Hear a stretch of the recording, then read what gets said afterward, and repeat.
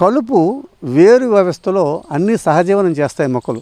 దానికి మంచి ఉదాహరణ ఏంటంటే మనకు అడవిలో మనం ఏమీ వెయ్యం, కానీ అన్నీ చక్కగా పండుతాయి. అక్కడ దాని ఎంత కెపాసిటీ ఉందో అంత కెపాసిటీ పండుతూ ఉంటుంది.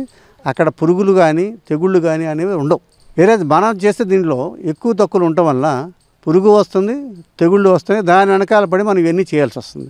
ఇప్పుడు ఈ కలుపు అనేది మీరు చూస్తే కనుక కలుపు అనేది సహజంగా వచ్చుద్ది, కానీ ఒకే చోట అన్ని రకాల కలుపులు ఎందుకు రావట్లేదని కనుక మనం ఆలోచిస్తే కనుక అక్కడ ఏదో ఒక పోషక లోపం ఉంది. ఆ పోషక లోపం వల్లనే ఆ కలుపు వస్తుంది. అక్కడ ఈ సంవత్సరం మీరు ఒక పిక్చర్ తీసుకోండి, అన్ని రికార్డ్ చేసుకోండి, మళ్ళీ నెక్స్ట్ ఇయర్ కానీ ఆ తర్వాత సంవత్సరం కానీ అదే లొకేషన్లో మళ్ళీ మీరు తీసుకుంటే కనుక అక్కడ అదే కలుపు మొక్కలు ఉండవు. అక్కడ మొక్కలు మారిపోతాయి.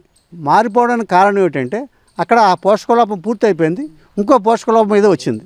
దానివల్ల ఏమవుతుందంటే ఈ కలుపు మొక్కలు మారిపోతున్నాయి. కలుపు రావడానికి కారణం మెయిన్గాను పోషక లోపమే.